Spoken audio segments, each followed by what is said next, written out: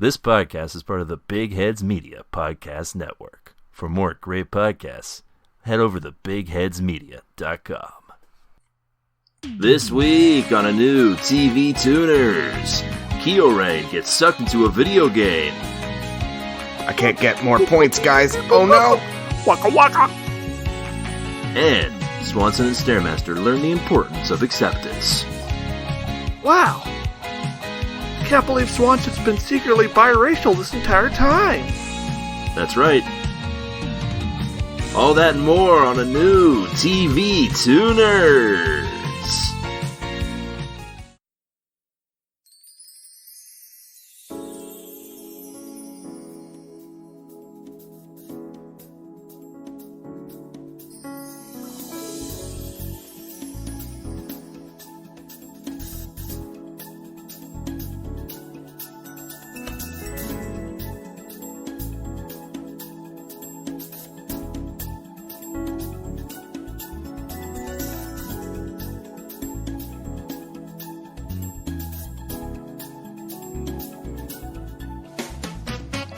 Hey there, folks, and welcome to TV Tuners. It's a television podcast for the true fanatics. It's a weekly dive into the latest in TV news and reviews. I'm your host, Swanson. With me, as always, is my co-host and big, intimidating stranger, Stairmaster. I don't have an idea for this character beyond speaking in a deep voice, if we're being honest, Swanson. I guess that was the entirety of the character in this episode we watched. I also have some hot agriculture tips for you. Alright, how about helpful father? Oh! And with us, as always, of course, is our other co-host and wry narrator, Kyo-Rain. Yes, this show was so dense on exposition that I must also exposit as a narrator. The hardest of exposition requires the hardest of men. And that's me, whoever I am, the narrator guy. James Brolin. I have to give narration to convey this very simple storyline to you. Oh, that's who it was? It was James Brolin? It was Thanos. No, that's Josh Brolin. James Brolin's his dad. Oh, well, I guess it was not Thanos, then. How do you know this father of information? Thanos. I scrolled down and looked at the cast list. That's crazy. How could you do that kind of research? Yeah. It's very intensive research here. I was hoping I would see someone interesting. I did not. Well, you saw someone interesting's dad. I guess. Yeah, we're back to TV Tuners. We took a week off last week. Had some business to take care of. Down in top business. the south. That's right. Yeah, I had to fly south. Swanson found out from the secret of his ancestry. He's both German and Irish. That's right, and that was information that was new to me. Yeah, Swanson is officially BIPOC. Yep. That's what it means when you're both Irish and German. Yeah. Because you're only half white. In a matter of speaking. That's the definition you're going with. Okay, got it. Yeah. Yeah, so welcome to TV Tuners. We are back. That's two better colors. than ever. Hard to say. What are the two colors? White and black. Yeah. No other colors confirmed. Oh, it's more of a ham sandwich type tone, skin tone, but we don't say that for some reason. Yeah, I feel like if you started calling people hams, there'd probably be... Yeah, that would be a slur you for go sure. around just calling Europeans members of the ham sandwich race. Yeah. Probably wouldn't like it. I would get upset about that, personally. Even if no one, referenced it to you. Yeah, what color is the moon, by the way? Gray. Bone colored. Okay. I think it's blue, personally. Oh. Ooh, okay. Well, let's go up there and check.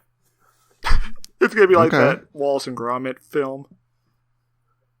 A little short. Where they go to the moon? Yeah. And it's made out of cheese. Yeah, and then they piss off the toll bot. Yeah. what a time. Remember when those would just air on TV and you would just watch them and be amazed? No, I only watched them on VHS. Oh. They used to air them on Cartoon Network. Did they? I guess they did for a brief second. I thought that the way Wallace talked was just absolutely wild. You were completely knackered by it. I'm BIPOC. I was gobsmacked.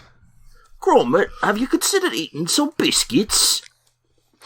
I'm both Anglo and Welsh. That means I could say the N-word.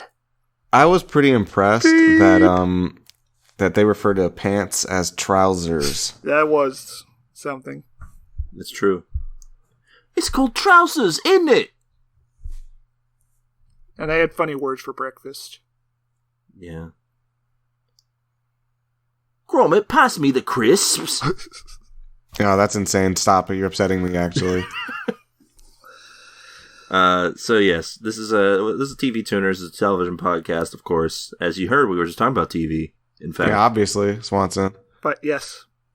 But hey, listen, there's other ways you could reach us if there's other communications. Like, sure, listening to the podcast is all well and good, but what if you had a question, a quip, a comment, a foresight, otherwise?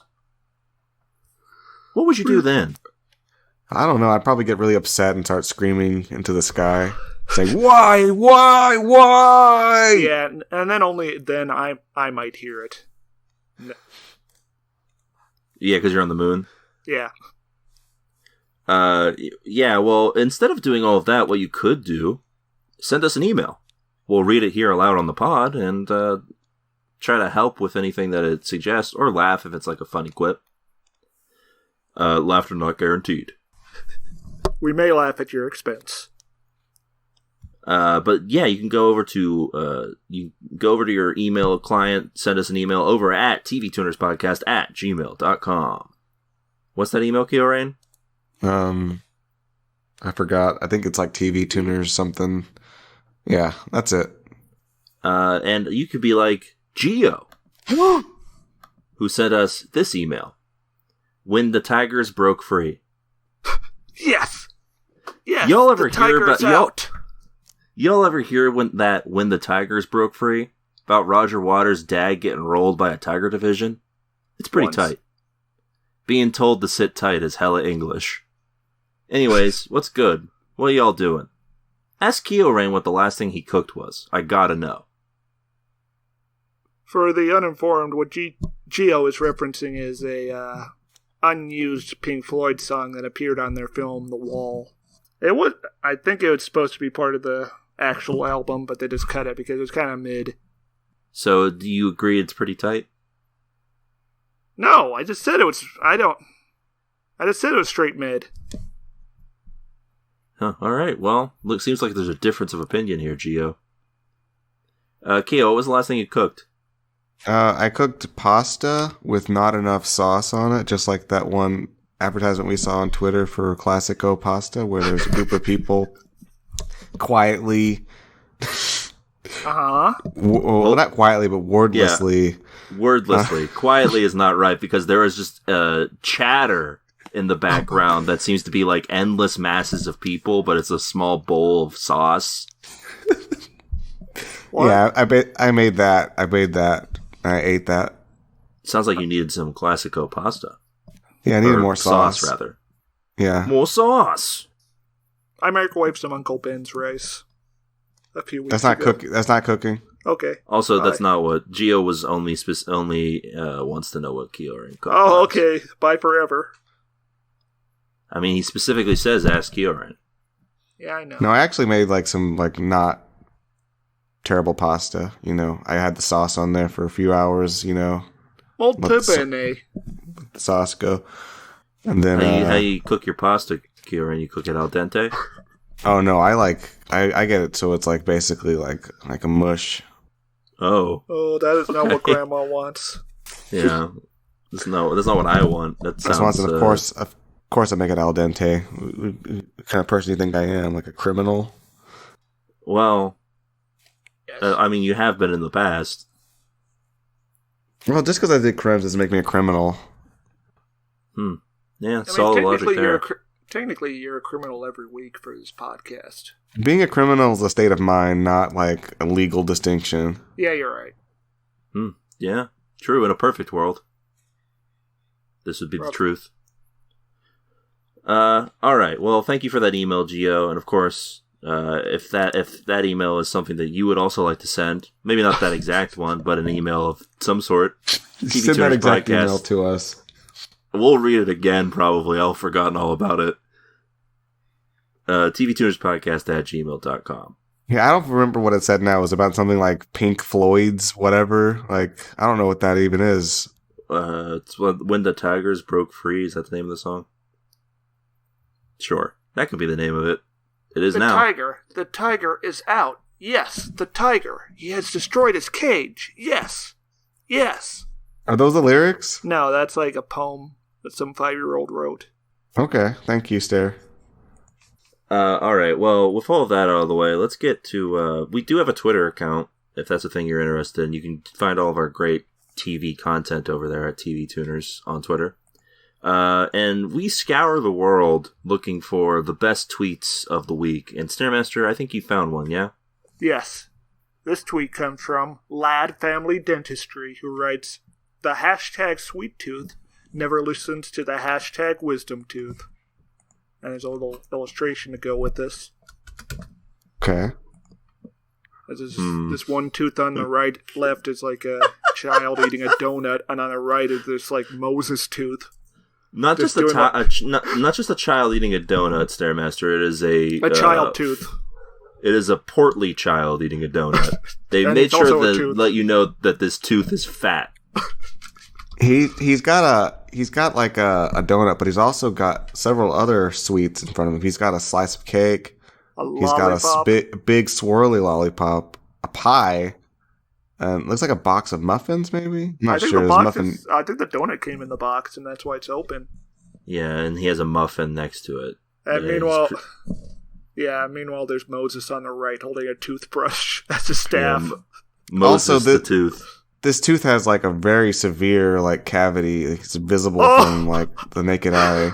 It's got a hole in its head. It's like. Also, the wisdom tooth has a book that says wisdom on it. Yes, the Bible. Yeah, the Bible. Right. Well, yeah, he's Moses. Moses had access to the Bible somehow. Of course. As we all know, Moses carried around a fully realized version of the Bible. That's crazy. Just imagine, Swanson, like you have like a history book of like the 21st century, just like with you. And you're watching me eat a bunch of Oreos in horror. And also there's like a little axe in my head. Like The Shining. Yeah, there's like literally nothing I can do about it, apparently. Well, yeah, because it's already been in the book. What are you going to do? Yeah, I guess it's fair. I'm going to tune out on this. Okay, fuck you. You're going to tune in on this? Yeah. I feel like it's a bit, I don't know. I guess this is a message for, who's this tweet for? Are they hoping that like some child stumbles upon this tweet and learns a lesson? Yeah, they're hoping that they're hoping that the dad is going to find the tweet and get a chuckle, and then he's going to say, and then when his kid has a toothache, he's going to be like, "Oh, I remember the Lad Family Dentistry. I'm going to take my lad there." Lads only dentistry. Yeah, is this literally Lad like a boy, or is this like something else, like an acronym or something, or like a person's last name? It's Father and Son Family Dental Office in Temple City, California. We speak English, Spanish, Hindi, and Gujarati. Oh, thank you for pronouncing that. I feel like if it was an acronym, Kioran, it would be all capital LAD. I mean, their logo is all capital LAD.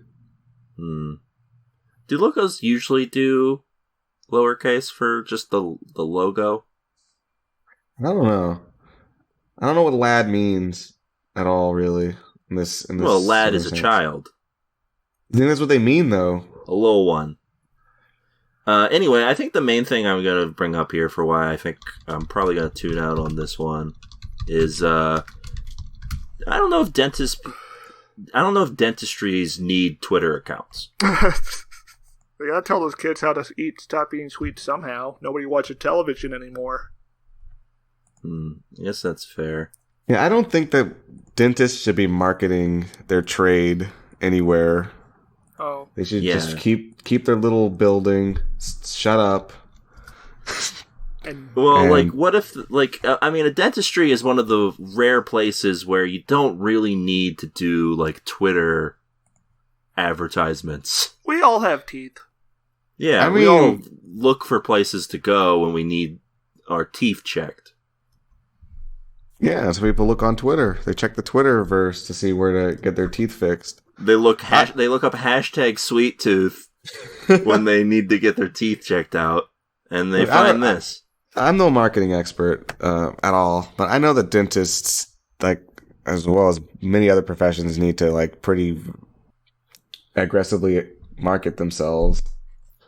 Yeah, I guess it's weird that Twitter would be the place that you decide to market your local dentistry. Yeah, for Temple City. All right. Well, with all that out of the way, let's get to the rabble, huh? If you want.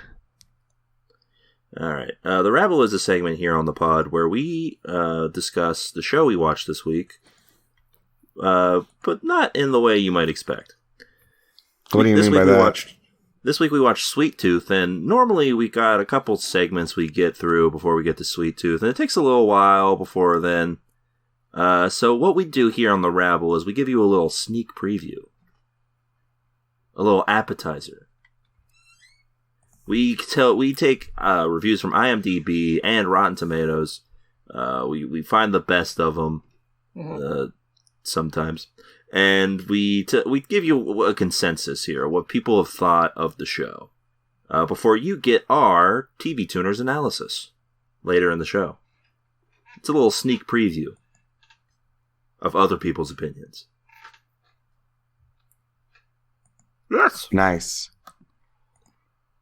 Someone want to start us off? I'll go. I'll start us off nice and easy here. I've got a 10 out of 10. Oh, all right. And this is by Johnny Speed -54154. Okay. And it says, I'm in utter disbelief with how good this is. No words that I write down will do this series justice. Oh, this is the kind of show that makes Netflix worth it 1,000,000 times over. The story captivates your mind and tugs at your heartstrings from the first 5 minutes and never lets go. Huh. Everything about this seems to have been a labor of love. Those who wrote this, directed this, and acted this loved what they did, and it shows. This will become one of your favorites, if not your absolute favorite, and is definitely destined to be an instant classic. 5 stars. 2 thumbs way up. A must-see. Wow. 2 bags of popcorn. Not only is it 5 stars, but it's also 2 thumbs up. Way up. Way up. It's not, they're not just holding their thumbs up at the normal angle. They are high above their head. Like they're signaling a plane. Yeah, you must see this. And, by the way, 159 out of 196 found this helpful. Oh, a pretty good ratio for that guy. For Mr. Speed. Yeah. Our good friend. I wonder what he found so captivating about the first 5 minutes. The storyline about the people who don't show up again after that, as far as we know. I guess that was real captivating. Allegedly, the doctor guy is the main character, but you could have fooled me. Yeah, I mean, he better show up again. Otherwise, they wasted our time hardcore there. Yeah. I guess good on him. I'm glad he enjoyed it. Yeah, I'm really happy for this person. Yeah, I hope they put their thumbs back down, though. I hope the thumbs are still up. That means they're still happy. I hope they can move their thumbs. Yeah. I hope most people. I usually, that's my hope for most people I see. When you watch something they that move good, their your thumbs are just locked in place for the rest of your life. Oh. Dang. Yeah, everyone, like, they see him walking down the street and they're like, what happened to that guy? He's like, oh, he watched Sweet Tooth. All right, what else we got? All right. So I got some Rotten Tomatoes here for everybody. Oh, yeah? Kyorain, what do you think the tomato meter says about this bad boy? Oh, I'm thinking this is probably like a certified fresh.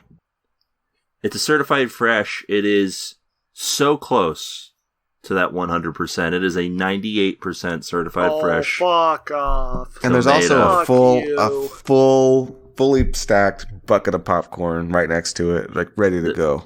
Oh yeah, 90% audience score on that one. Yeah, critics and fans alike love this show. So if you guys are interested in watching a great program, tune in on Sweet Tooth, fellas. All right, end of the episode. Good. This is a quick one. I don't know why Stairmaster is moaning and groaning. We haven't done our analysis yet. That's my analysis of Sweet Tooth. So I got a positive review here, naturally. There was only one negative review I could find, and we'll get to that in a second. But the positive review here is from Ewan Ferguson of Observer UK. My heart had sunk.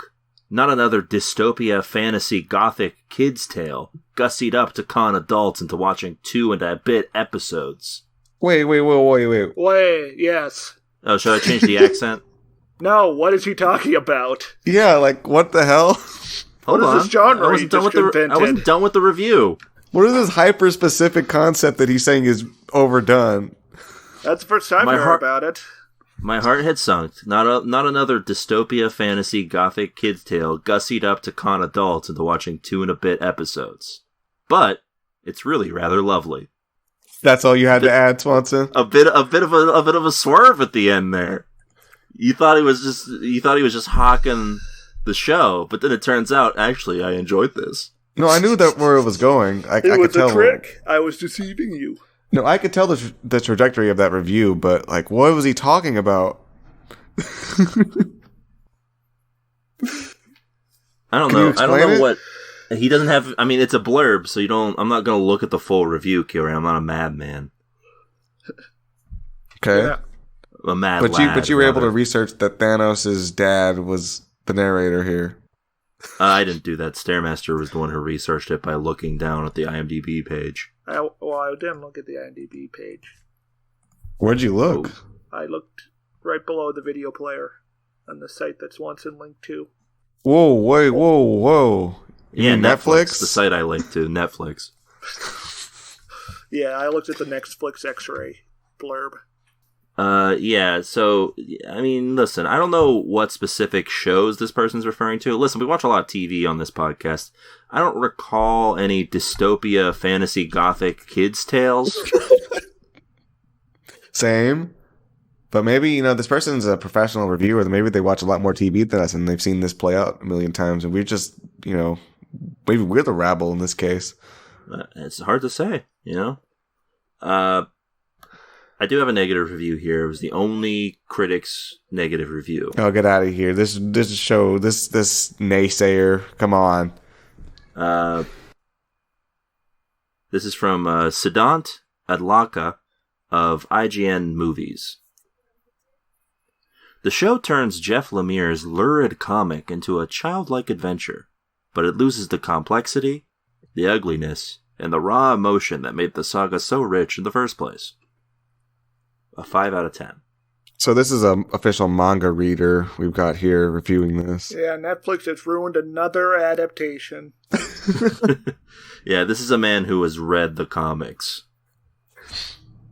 And he's here to tell you. Yeah, a.k.a. a virgin. Wow.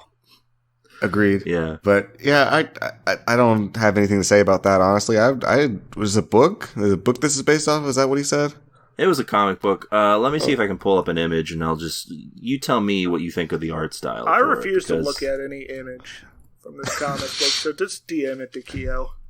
There's a reason that I didn't read this comic book, and it's because I found the art off-putting, even though I do think I remember liking the artist. Yeah, this is a good example. This is the first issue cover of Sweet Tooth. Oh no. Oh, that's a cops called situation we've got on our hands here. Yeah, so you can see how the style differs very much from the show. There's no resemblance. How dare you show me this, Swanson? I told you not to. I mean, obviously, it would be hard to make a person look like this. Like a cartoon? Yeah, like a grotesque cartoon. Like an alt comics cartoon, yeah. What if you made a cartoon? Whoa. Well, I guess in that case, you're not making a person look like something. Yes. So what you're saying is maybe they should have made an animated program for this? Animated. I think they should have not done it. Huh. You think that the source material was not worth adapting? I think there are better things for us and Netflix to do with our time. Then adapt something. Yes. I feel like Interesting Netflix take. strongly disagrees. So are you saying like we shouldn't have any anime? Just only have like manga, no anime? No, I'm just saying the show's bad. In my life, it's lesser for having seen it. Wow, you're really like unburying the lead here on our review segment here, Stare. Yeah, this is a Pet Cemetery type TV Turners episode. Where we're gonna kill you at the end? No. No. Or you're gonna kill us? No. I meant the unburying part. Alright. This review comes from Coindit, who writes, "Such a stubborn kid. I'm sure it's supposed to be funny and all, but I can't sympathize with a kid that's so thorough stupid. Every single second making the absolute worst decision made me stop watching. 6 out of 10. Yeah, I can't believe this 10-year-old made a childish decision. I can't comprehend that review. What are they talking about? The kid was annoying. Are they like episode 3 in and he's actually making bad decisions? Like, to the point where it's annoying? Because he didn't do anything in the first episode like that. Except for like starting a fire, I guess. Which was like a reasonable thing for a 10-year-old to do. When they were frustrated. Yeah, it's not even a decision. It's not like, I'm going to throw down the lantern and cause a fire because I am angry. It's just like you're angry and you do it, right? Yeah. Well, listen, this... Do you want me to do my version of this review? Yes. Me, as an adult, can't understand how this child would act this way. 0 out of 10 stars. If I were there, I would have simply... I don't know what... If I were there and 10 years old, I would simply have not thrown a tantrum. I would have been calm, cool, and collected, and I would have gathered my resources and left the location safely. I would have realized that my father's passing meant that I was in charge of my own safety from now on. And I would have adapted accordingly. 0 trauma involved. Hey, am I in charge of my own safety? Whoa. Something to think about. Alright, that's a wonderful review from a person who, I guess just can't handle any character acting outside of... Has not figured out Theory of Mind yet. Yeah. Any, like, non-robot character who's, like, facts and logic. Yeah. Yeah, well, yeah, this child needed to think logically, and obviously he didn't, so that's a problem. Children are very known for thinking logically.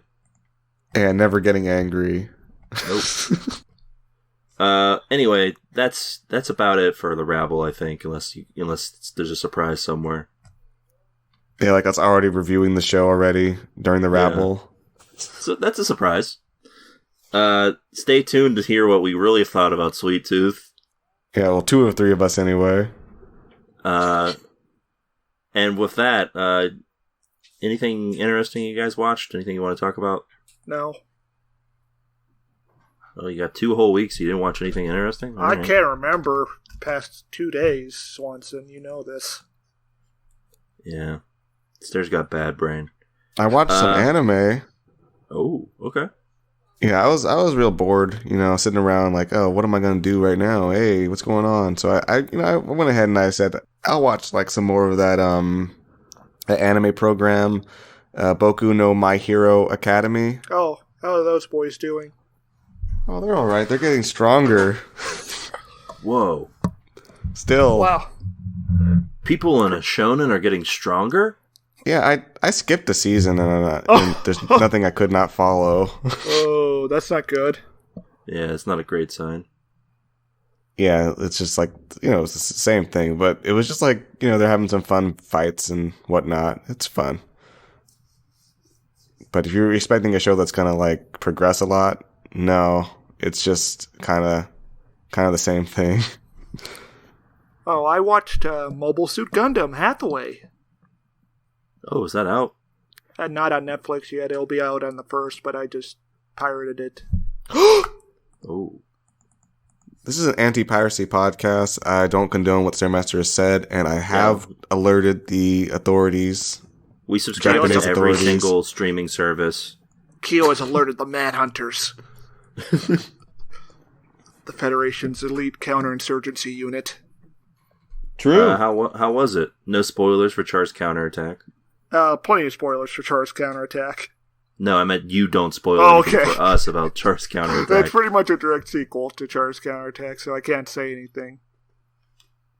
So you can't say if it was good. I can say it's good. It's basically like if Michael Mann's Heat was a film trilogy, and also Robert De Niro piloted a Gundam. Okay, interesting. All right. This Gundam's got a big ass, and I'm all the way up it. Yes. Something like that. It is pretty dummy thick. Oh, the Gundam's dummy thick? Yes. Ooh, finally. A thick Gundam. I watched a comedy special, I guess is the best way to describe it. Yes, Mobile Suit Zeta Gundam. That's right. No, I didn't finish that yet. I watched Bo Burnham Inside. Bo Burnham's a comedian, obviously. Did a new special. Allegedly. He's funny-ish. I've never actually watched a Bo Burnham comedy special. I had heard good things about this, so I decided to watch it. It was pretty good. It's more than a comedy special, I would say, because there's... Listen, the conceit here is that he filmed this inside of his house for the past year. I heard so the you song slowly... about the internet. Yeah, that's a good song. He also does a song about Jeffrey Bezos. Yeah, there's some good songs in there. But the conceit here is he filmed it all inside of his house, and you watch him slowly deteriorate throughout the year as his beard and his hair grow, and he loses touch with what the outside used to be.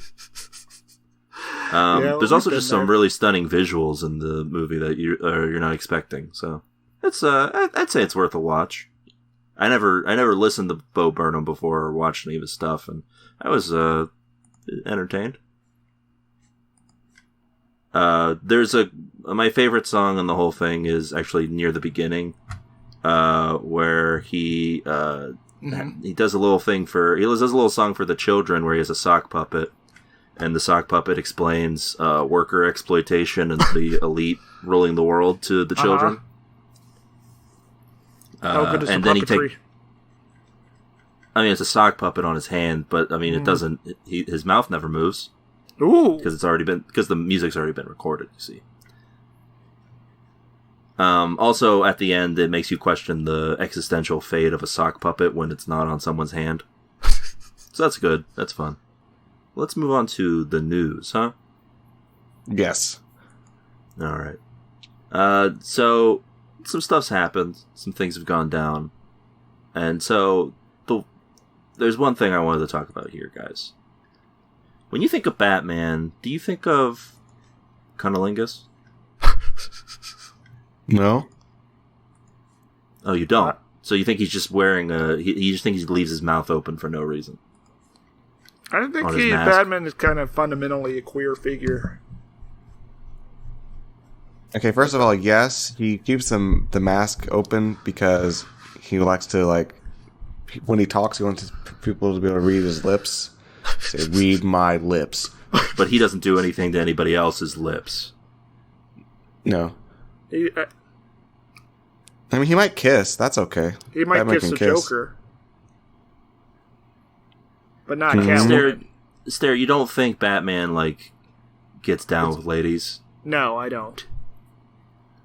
There's like a myriad of other of things. I mean, Mask of the Phantasm is literally all about him trying to get down with a lady. Yeah. Yeah, can you explain what you mean by Batman being a queer? What'd you say he was? I mean, he lives in a mansion by himself. He's kind of queer with it. Dressing up as a bat, living in a mansion by himself with an older man. Sometimes Gay people do love scaring criminals. It's true. Well, the reason I bring this up, of course, is that the creator of Harley Quinn recently, in an interview, stated that there's a joke that was taken out of the upcoming season of the show that involved Batman and Catwoman performing oral sex. The reason the joke was taken out, according to the creator, was... well, here, I'll just read the full quote. We had a moment where Batman was going down on Catwoman, and DC was like, you can't do that. You absolutely cannot do that. They're like, heroes don't do that. So we said... Wait, whoa. Heroes don't do what? That. The mouth stuff. But only on women, presumably. I don't know. Keo, do you think All Might goes down? Yeah. At least he did in his prime. Yeah. Not anymore. The knees are too weak. Oh, no. His lungs are too weak. So we said, are you saying heroes are just selfish lovers? They were like, no. It's that we sell consumer toys for heroes. It's hard to sell a toy if Batman is also going down on someone. Hard disagree on this. Hard disagree. I feel like if I was a small child and I saw Batman going down on someone, I don't know how that would affect my purchasing decisions, to be honest. But also, Harley Quinn is not a show for children. It's not meant to sell toys. I mean, there's like 5 layers to this that I can start to break down. First of all, yeah, you're correct. This is not for children. Second of all, DC Comics for adults. Yeah, it's for adults. Second of all, if a child did see that, I think they would probably, if they didn't know what that was, they'd just be confused, and they would not affect their purchasing. They would grow up to be a serial killer. Well, yeah, I mean, listen, that's just the risk you gotta take. Okay, third of all, if we're talking about adults now, disembarking from the concept of children here, so, like, what are they talking about? Like, are we talking about, like, people, like, adults playing with toys and, like, they don't want to lay the Batman toy on top of the... Oh, Keo, come on. You know there's probably some, like, nerd out there who's like, Batman goes down on women? No more Batman toys for me. I feel like the only people who are watching Harley Quinn and buying DC figurines are buying them to store them in a jar and you know what. Well, I'm thinking like of a grown man, just like with like the Batwoman toy, like on all fours, and like an adult man, like John Hamm or like Christian Bale. Yeah, John Hamm, exactly. That's who I think of when I'm thinking of this particular person, Kioran said. A very mature person. So he's got the Batwoman toy. He's got her fully articulated limbs on all fours, and then he's also got Batman. He picks up the Batman toy and he's just like thrusting it against her, and like he's like a little kid playing with it, but they're having sex. That's what I'm picturing here. Batman can't perform oral sex. It's unbecoming of him. Char Aznavour in his late 30s with his hair gelled back, playing with the figurines stoically. Making them have sex or making them fight? Yes, making them have sex. And he's just like, la la. Is this what we could have done? Is this really what I should be doing?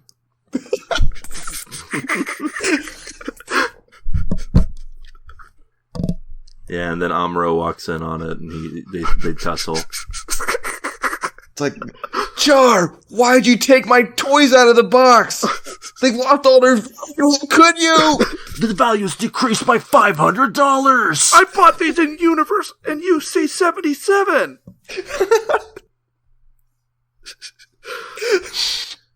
They have more value than a Haro. They have more value than the original Gundam now. So yeah, there's a lot of questions to be had about this altogether, but if the creator of Harley Quinn's to be believed, and I don't know why they'd be lying about this specific thing, it seemed like a weird lie. DC is not cool with this, but they are cool with Batman using guns to murder people in movies. Well, I guess those sell toys. Well, he only directly murders people with guns in like a nightmarish dystopian nightmare. I guess that's true, yeah. Would it be in the Warehouse scene, it's only indirectly murdering people with guns. Would it be better or worse if in the nightmare scene he was going down on somebody? Well, there is kind of like a BDSM. I've seen a reading on that scene that kind of implies that Superman demasking him is sort of like a degradation sort of thing, and that the using guns is part of that as well. I don't understand, and I won't understand. Well, listen, that wasn't the only superhero news that we encountered this week, these past couple weeks. How can there be more than one superhero thing? Well, we've got to understand this, we've got to cross the pond. Hold on. In the comic book world to Marvel. Oh, so Judge Dredd. Is Judge Dredd owned by Marvel now? He's across the pond. When is Disney gonna buy DC? Never, never. Because WB owns some. Yeah. When's they gonna buy WB? Well, probably in like 50 years. Probably. So Loki recently aired its 3rd episode. You can listen to our previous episode on Loki anytime you want. And on this episode, they have confirmed that the God of Mischief is bisexual. By having him go down on another man. No, this isn't a conversation, of course. Ladies and gentlemen, we got him. Wow, that's right. Crazy. Gay people are in the Marvel Universe now. For the first time ever. For the first time ever. Gay. Oh, there were those 2 gay guys in Endgame.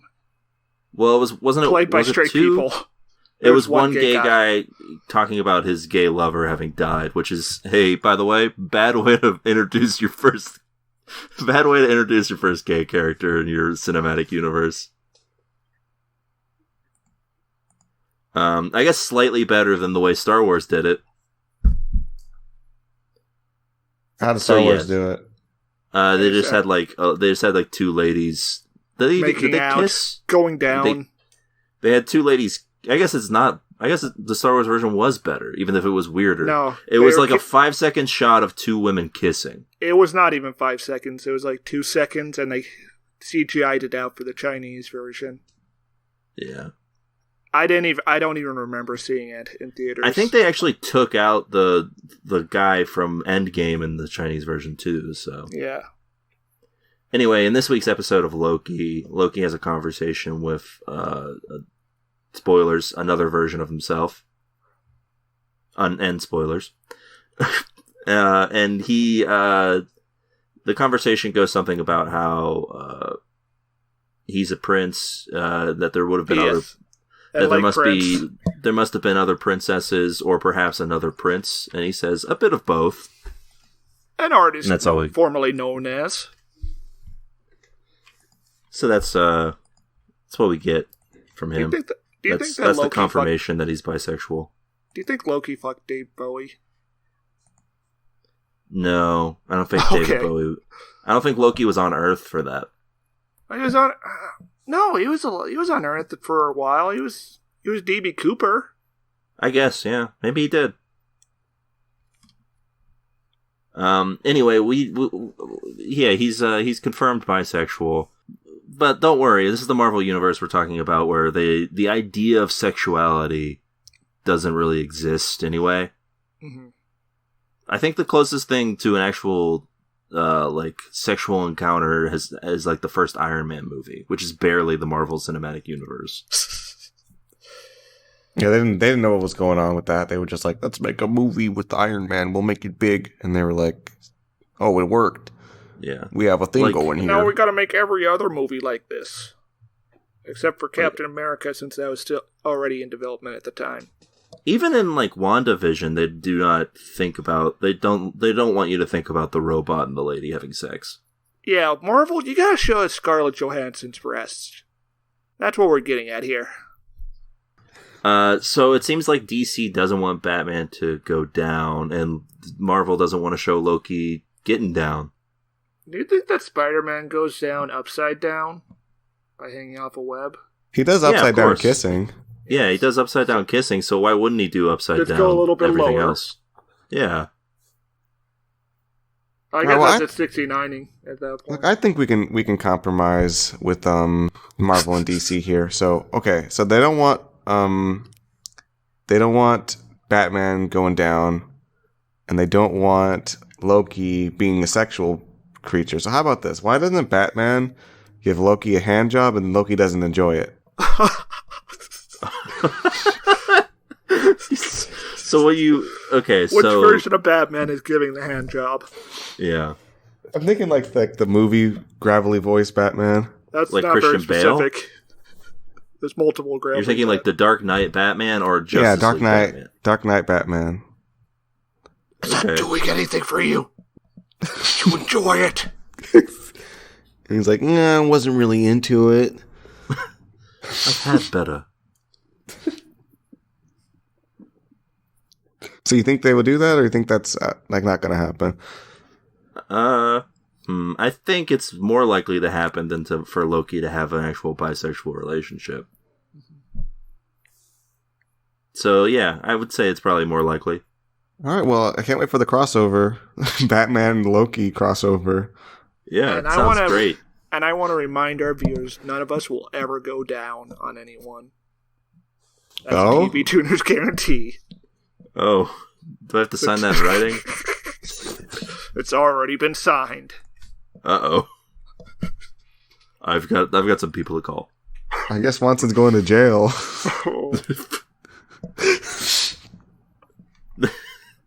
All right. Well, that's pretty much the news. So let's get to a segment near and dear to everybody's hearts. It's Trailer Blazers. Hit the theme, Kieran. Trailer theme .mp3. There it goes.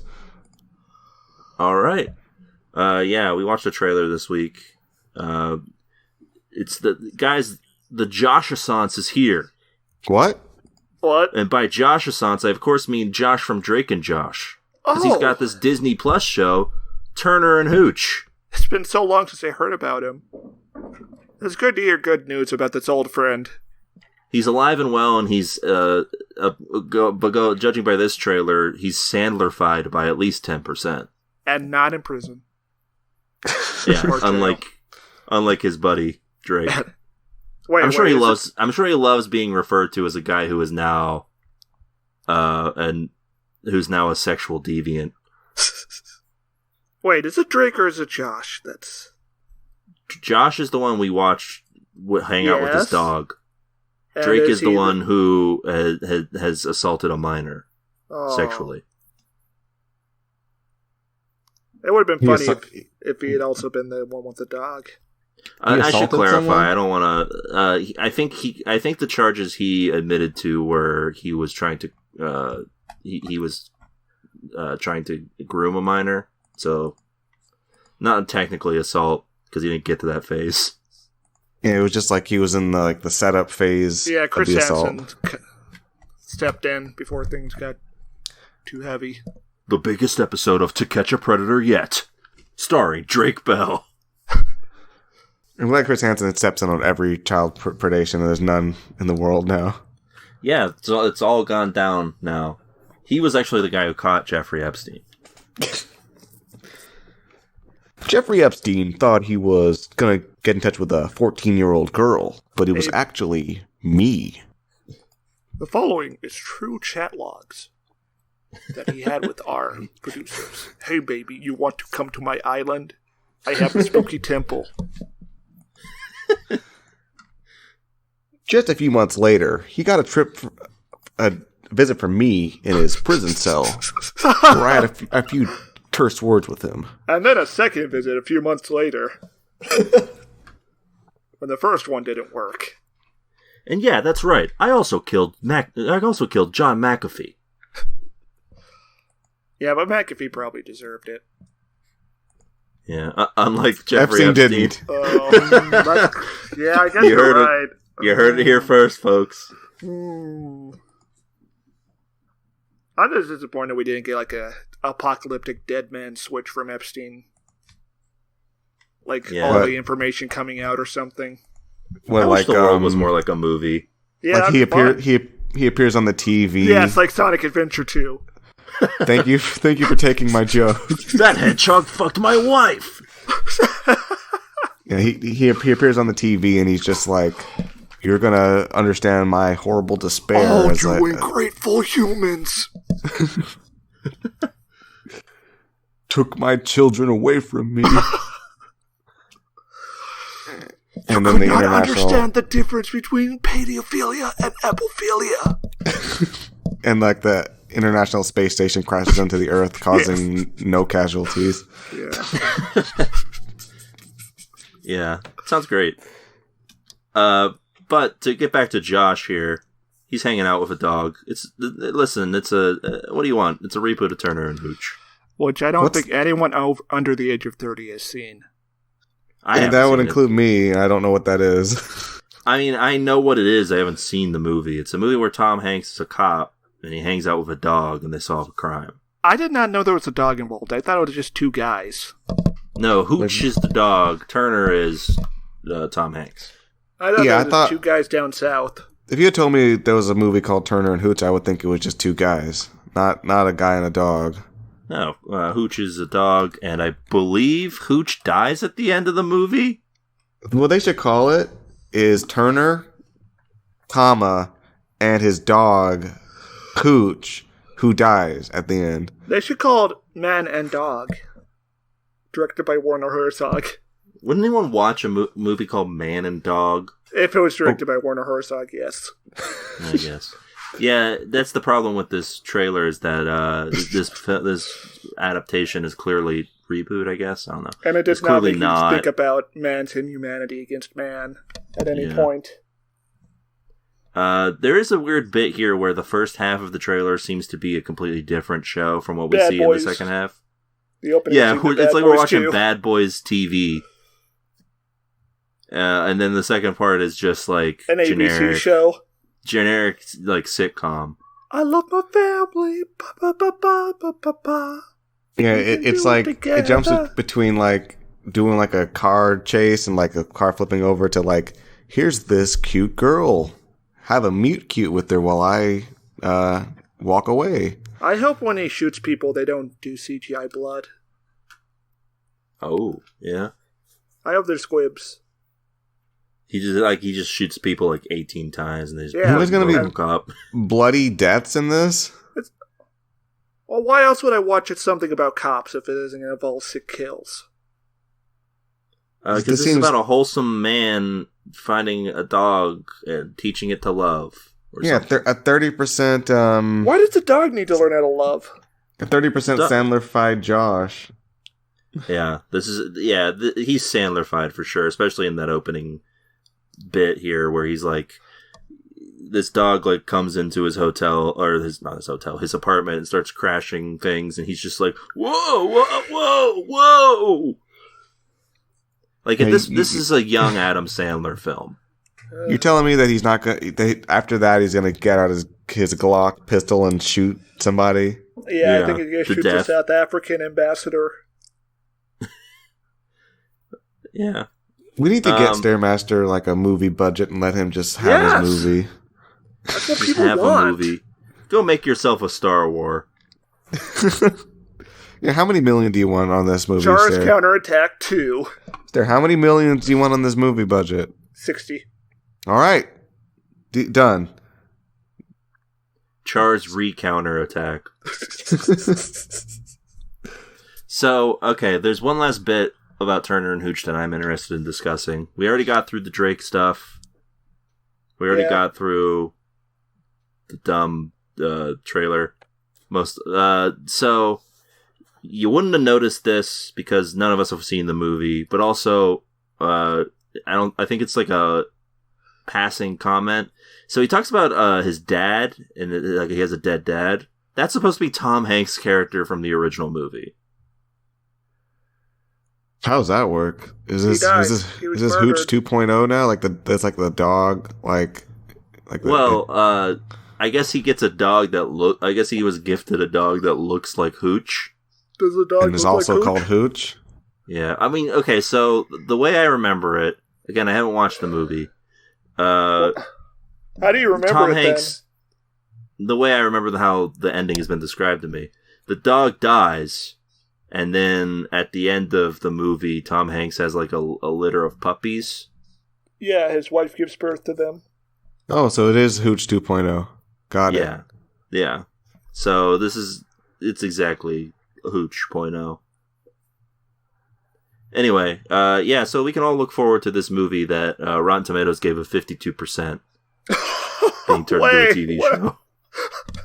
Wait, the movie's not even good? No. It's not even, like, okay to decent? I mean, it's better than, what was the Chuck Norris one? Cop Dog? Yeah, something like that. It's better than the NBC TV pilot Poochchinsky. Poochchinsky. That sounds like a Gundam name.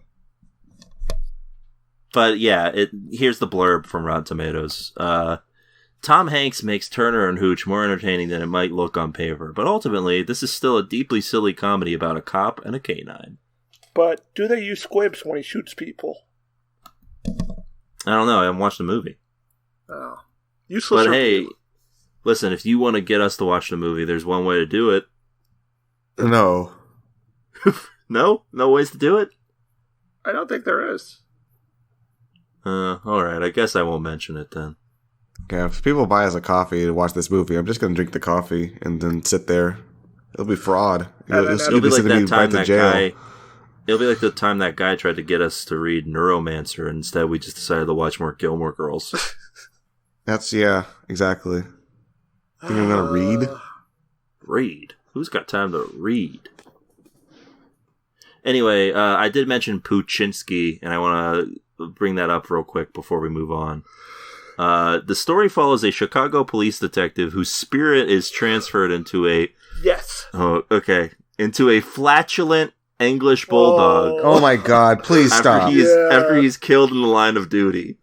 Oh, I hope the canine detective then returns to solving crimes. They had to include flatulent there. They had to, right? You gotta get the farting dog in there. Well, you gotta make it working class. A dog solving crimes, that's fine. But a farting dog solving crimes? Now you got a show.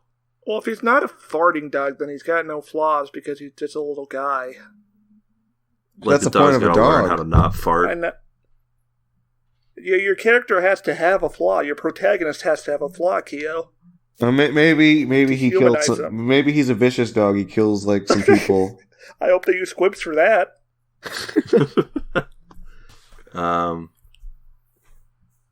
The dog, the titular dog is voiced by the dad from Everybody Loves Raymond.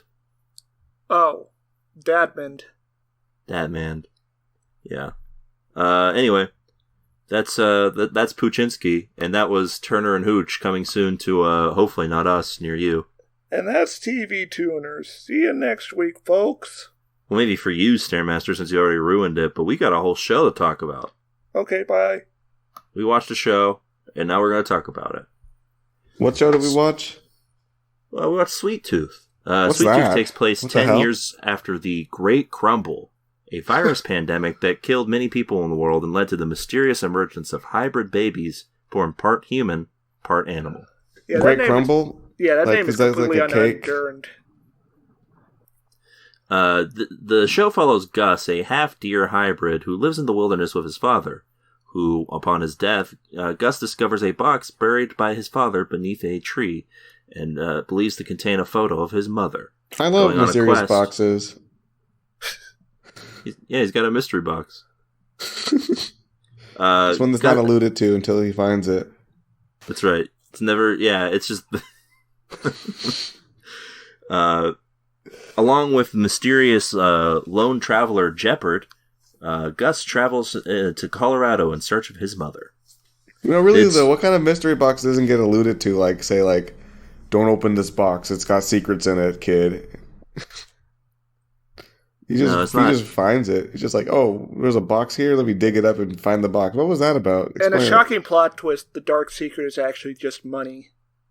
Did Sweet Tooth give you all the candy you could want, or did it make you have to fill a cavity? Or did you get gored by a moose? Sure. Yeah. So this is Sweet Tooth. This is show. Do you think furries even like this show? No. Or do you think they're off-put by it? No, it's not. These people aren't animal-looking enough. I guess At it's least true. as far as we've seen. I don't really know like what the psychology of a furry is at all, really. But And also, they're all children in this episode. I mean, you can still like the show, though. I really don't know.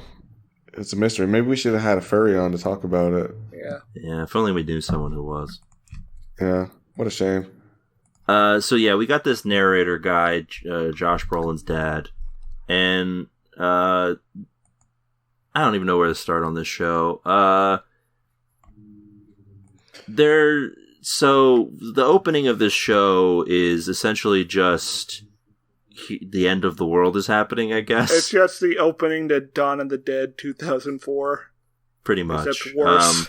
But only we're following this doctor guy who shows up only here and never again in the episode. Sounds like Wallace. That's right. And yeah, so the narrator is essentially explaining all of the action for us about how, things started, the virus started breaking out and people started dying, and I guess the world was collapsing in on itself. And this doctor guy, he's got to go to the hospital. And yeah, this narrator did not have a crazy enough voice for me to care about it. No, I think that they were going for like a storybook thing.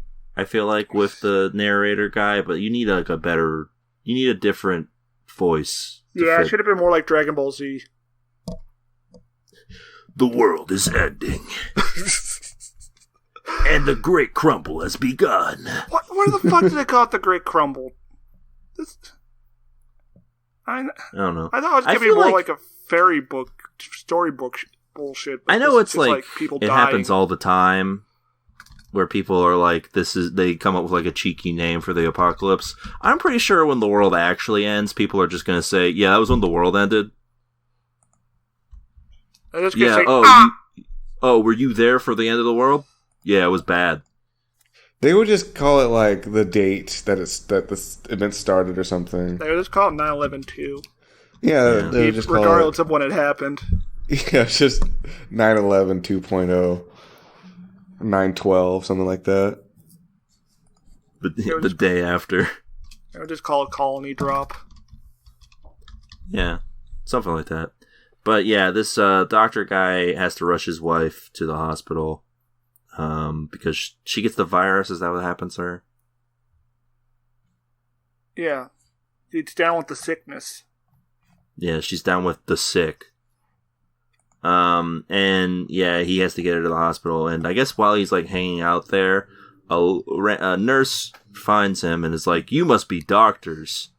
And he's like, "I am doctors." And she says, "Let me show you this." And there's a bunch of animals, hybrid humans. He's just like, "Whoa, that's crazy. That's wild." Anyway, I think everything's enough fixed. show for me. How long was this sequence? Yeah. Like 11 minutes? Yeah, and then we get to the actual crux of the episode, which is Will Forte, SNL alum, is playing Pooba, who is the name that Gus's father goes by. Yeah, this was a miscast. Will Forte was just kind of like, he was not rugged enough for a guy who hides in the woods. Yeah. Kind of silly, if you ask me. I wasn't buying this casting. I like Will Forte, but I wasn't buying this. I don't know who Will Forte is. He's a guy. He's a white guy. I told you he's an SNL alumni. He's a monopoc. Is he the dad? That's the dad. Yeah, he was the dad. I said he was Pooba, Gus's dad. Don't you know who he is, though. Yeah, that's Pooba. This Pooba. He says Pooba like 18 times, this little kid. This shitty little kid. Say Papa. I also thought that. This is where having the subtitles on really help. Because it's clearly Pooba, the way they... or Pubba? I don't know. It's Pubba. I don't use suck titles, Swanson. Yeah, it sounds like your problem then. Because I knew that it was Pubba. Yeah, so he and Gus are hanging out for an extended period of time. It's weird. I feel like this show would have been a little better if it wasn't so insistent on being over 50 minutes long. It just keeps going.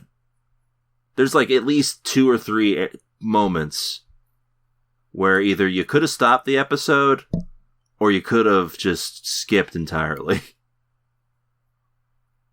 And what would a good moment have been for you on that one? For ending the episode? Yeah. Probably right when this guy Jeopard shows up. Death Jeopard.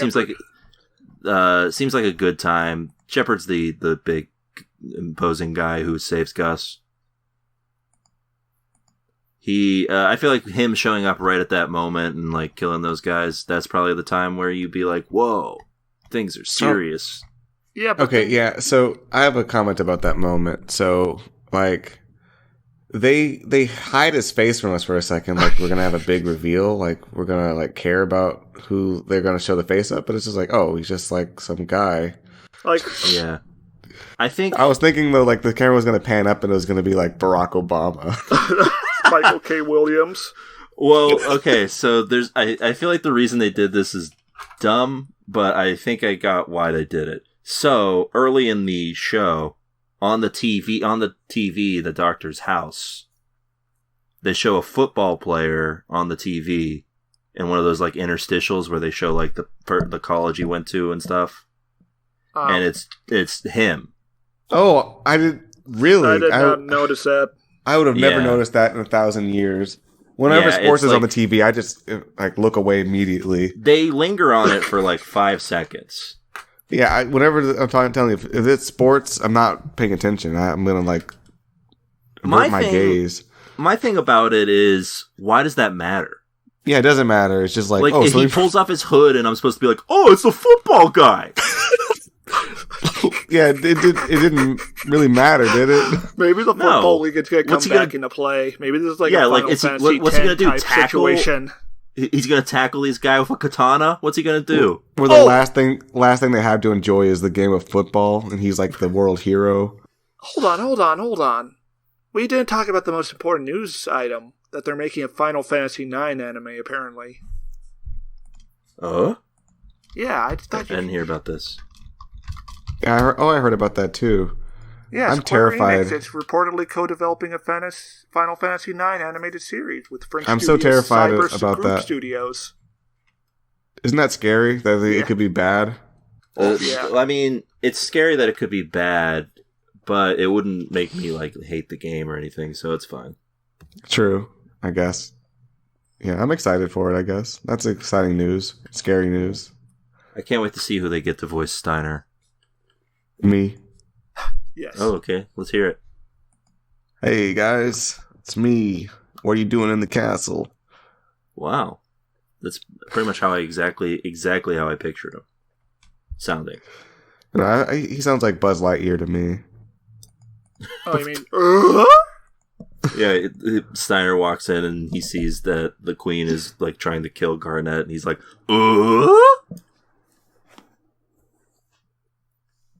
True. It happened in the show, the video game show. Anyway, yeah. Consider me cautiously optimistic for that. What were we talking about? What the hell? Mobile Suit Gundam Charge Counterattack 1988. Well, Yeah. we didn't watch it, so. Oh, you want to watch it right now? No. Okay. Yeah, so there's a lot of scenes of Gus and his dad. His dad is doing that typical dad in a post-apocalypse thing where he's like Raising the child to be very careful. Careful. Be careful. careful. Because his death is inevitable. Yeah. And so Gus grows up. I think he's like 10 years old at the time the actual events of the episode happen. Basically, the gist of it is that he keeps trying to figure out where his mom went, and his pubba keeps insisting that he did not. Did we His mention mom this is kid dead. has deer horns? Oh, no, we didn't. We probably should. Yeah, he's a hybrid. He has deer horns, and apparently that's rare. People I guess. don't like hybrids, buddy. They Not around blame these them for the parts. virus because they came around the same time. So yeah. He grows up and teaches them to like the outside world doesn't exist. It's on fire. You're the only person who's ever been like this. Obviously, none of that's true. And it's his dad dies before he can reveal anything else. Really, basically, the whole situation that kills his dad is that some guy shows up, and notices he's alone and decides that he's gonna. This is such a weird narrative choice, I think, to not show the confrontation between the dad and the guy. Yeah, I'm still not sure how he died. Do they want it to be like a mystery? I don't. I feel like Well, they I mean, he did have the syringe, which is very mysterious. What was he going to do with that? I think the syringe is like, yeah, I don't know. None of that is revealed. I don't feel like if it's a mystery, they didn't really do a good. They did about as good of a job setting that up as they did the mystery box. And also, it's like, is it supposed to be a mystery what the motive was for killing him? Because that's a mystery too, isn't it? Well, I guess, Yes. but yeah, But I because don't like care. all he said was that he marked them. What does that mean? He put like a pink ribbon on their fence, but who's marking them? This guy Is it hasn't just been like- out in 10 years. How would he You know were there's just a group celebrating marking Pride. people? Yeah, like this guy hasn't been out, and this guy's been in the wilderness for like 10 years. How would he even know that a group does that? And like the world building here is also just like very There is none disparate. because It's like they're in the it's forest. like okay. The first thing we see is the dad is like, I gotta hide the world from my son, but he's hiding like flyers of people saying they're gonna help their son. Yeah. But then the next thing we know is that there's actually like criminal scum like lurking around the borders as well. It's like, well, I don't know. It's just what is this world? Why can't we see more of it in this Yeah. episode so we know what to expect or what to be hyped for or scared of, right? Could we have narrator guy explain more of the world? Yeah, instead of explaining stuff we can just watch like very easily. Yeah.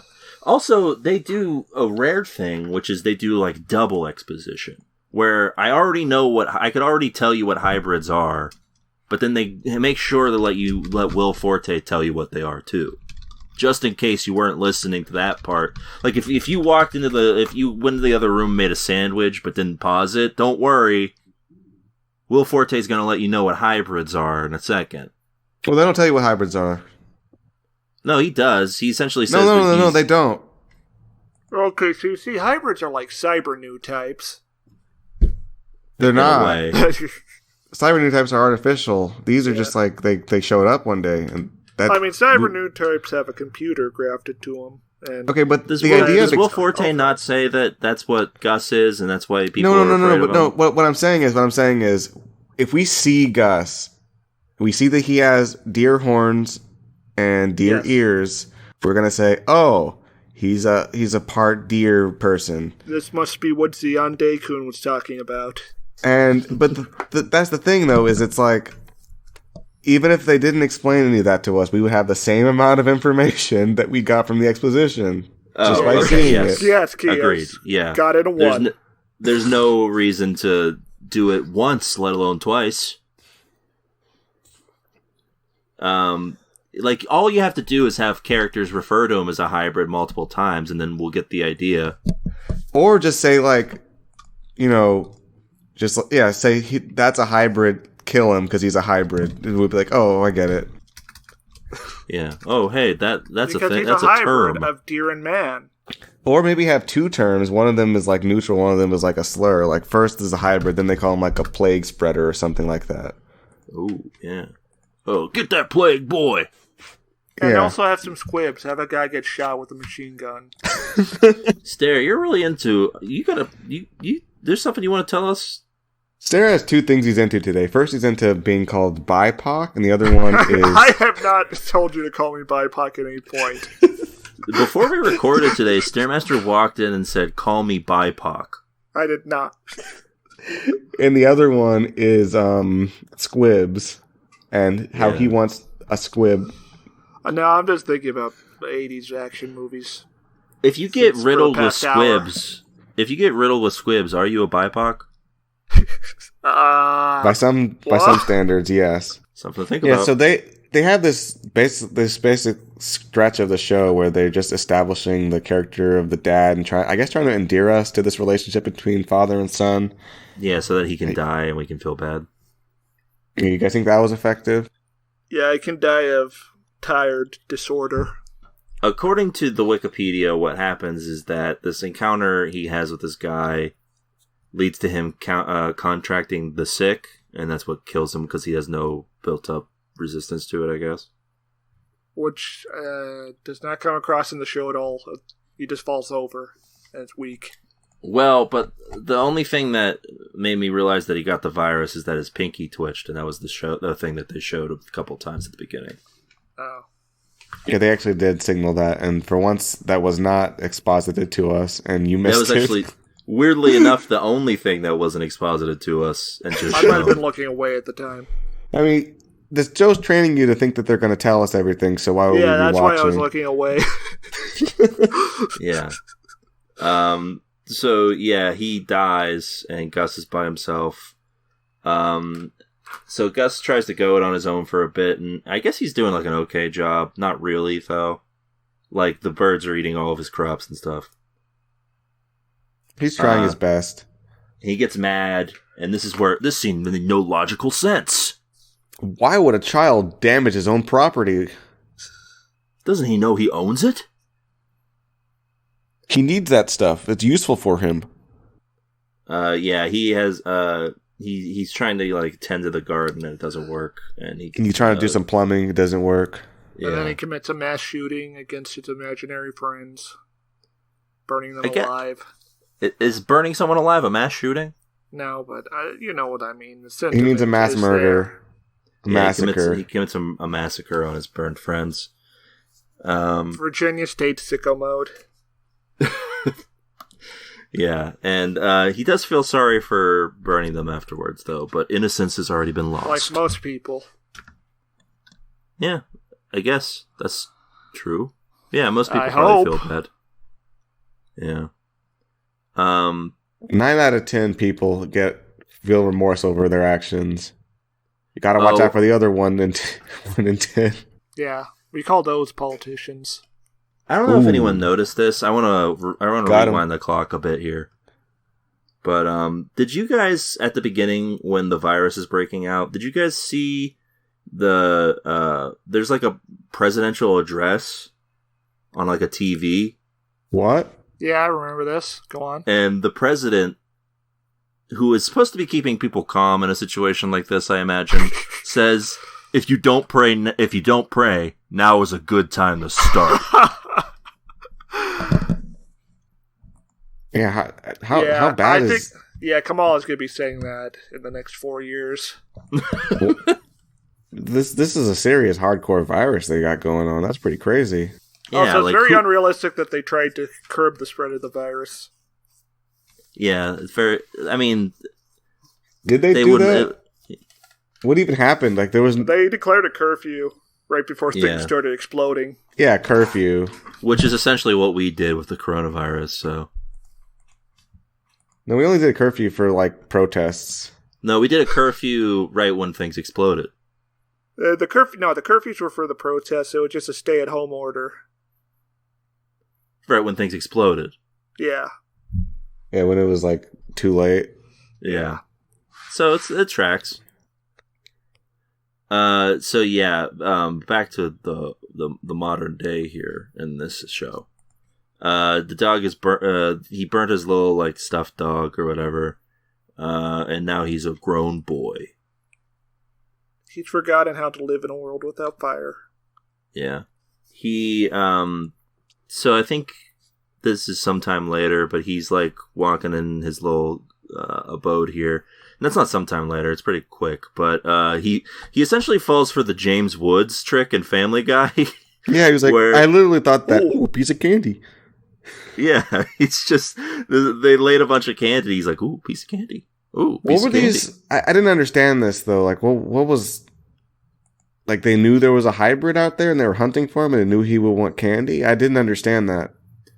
Yeah, I feel like they didn't establish Maybe anything about pedophiles. this.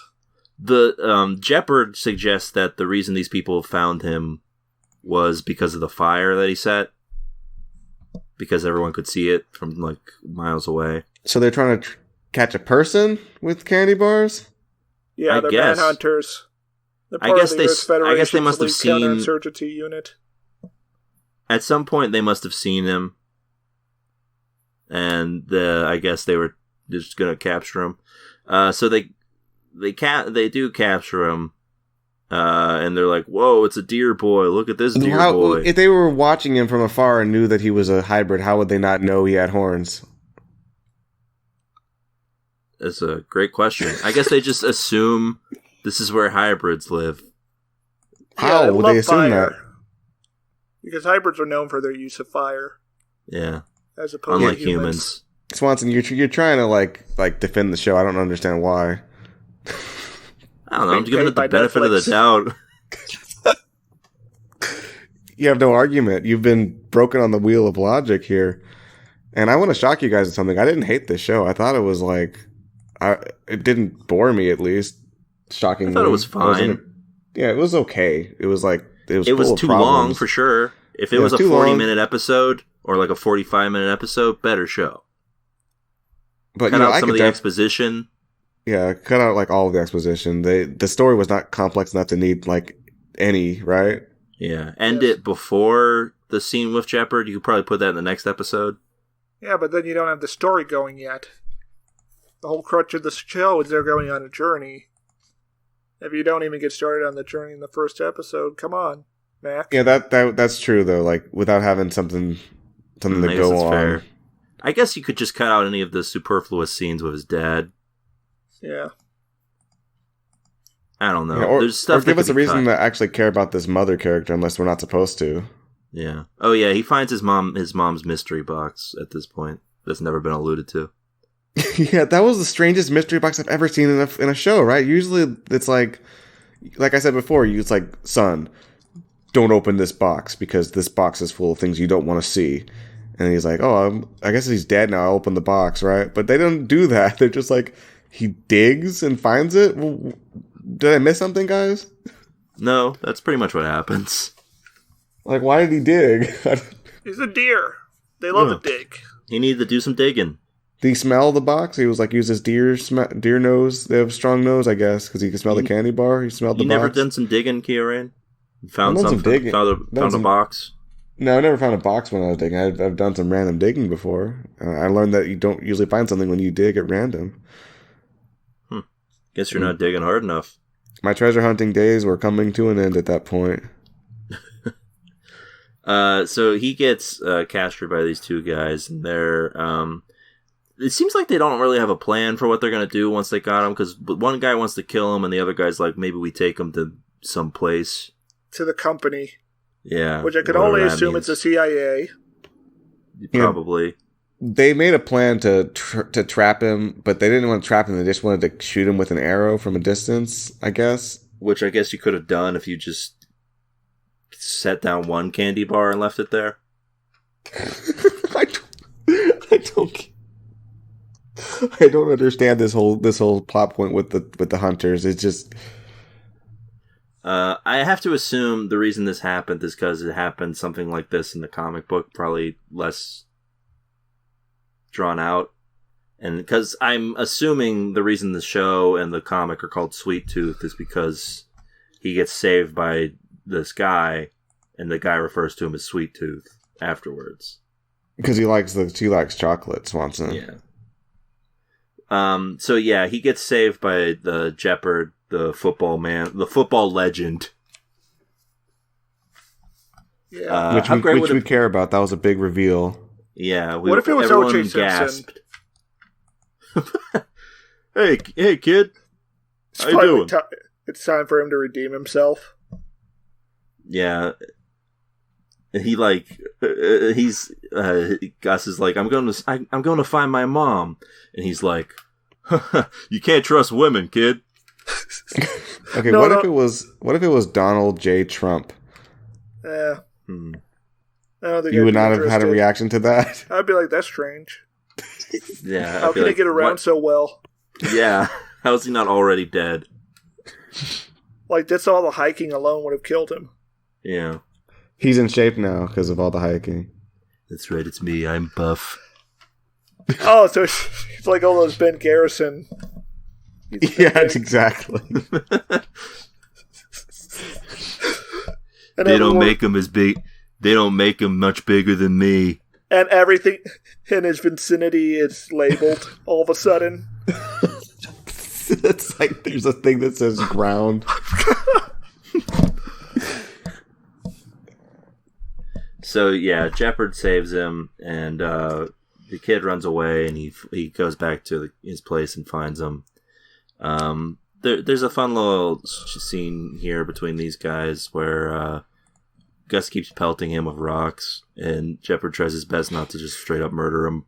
Presumably, like the rage flows through him. Is that what you think of black men, large black men, Swanson? Constantly. I mean, that's what I would have done. Rage. So I don't. My community college is regularly texting me to ask me if I got a job with my degree yet, and the answer is yes, but I'm not going to tell them that. Your community college is regularly texting you if they need to explain critical race theory to Swanson. Swanson does need to have this taught to him. Yes. Unlike Stairmaster, of course, who's very versed. I know what BIPOC means. What does it mean? They're your two colors. Is that what that means? Yeah. Really? Put an asterisk next to that. That is not what that means. So yeah, he like starts fixing that stuff up around there, and is like, "Hey, listen, you don't go out of this place. You're gonna get killed." And then the kid directly disobeys him. Yeah. So the kid learned nothing, right? Because Jeopard leaves, and then the kid just leaves and follows him. And then to ensure that he knows nothing, after Jeopard told him to not like make huge amounts of noise or make yourself noticed, he shouts from the top of a mountain to get his attention. Yeah. That cliff where fuck, I can't remember his name. How could this child behave childishly? Brienne and what's his name had their fight. That's where he is. Oh yeah, yeah, pretty much. The Hound. Yeah, Kieran, this child is acting childishly, and I will not tolerate it. Yeah, well, I'm not gonna lie. He's canceled. He's annoying. canceled, honestly. Children Gus annoy canceled. me. Yeah. Yeah. How do you feel about black men? They're cool. All right. Stairmaster passes the racism check. Unlike Swanson. No, I have a racism test for Stairmaster. Oh no! Is this a scenario of some kind, and you're gonna ask me for my reaction? Yes. Okay. All right. So you are heading downstairs to grab a glass of milk in the middle of the night. So you enter the kitchen, and there is a 6'5" black man in your kitchen who you don't know. Oh, so it's not you. And, yeah, and he turns to you, and he's got the glass of milk, and he says, You down here for this? What do you do? I would say yeah. All right, not racist. Wow. All right. All right. Well, I mean, that is pretty much the end of the first episode of Sweet Tooth. What are our thoughts on this? It was. I'm not gonna watch a show about a kid. That's annoying. It was very flimsy. Yes. Yeah, flimsy's a good way to describe it. Like, there's stuff there, I feel like, that could be fun, but it's just, I don't know. It's weird. It feels, at one point I wanna, like, congratulate a Netflix show for actually getting a good chunk of plot done in the first episode. Yeah, the first episode, actually, some stuff did happen in there. We had an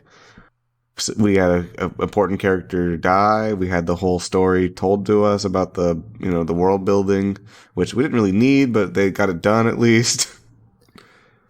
But it feels also like there's just like it still feels like the episode was too long.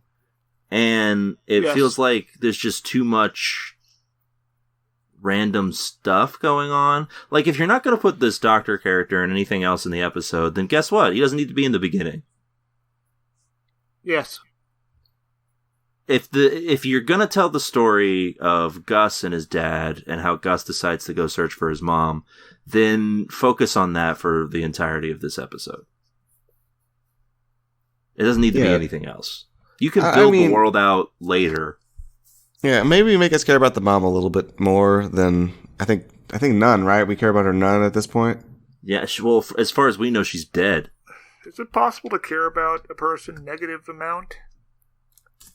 Yeah, probably. I think that's what dislike means.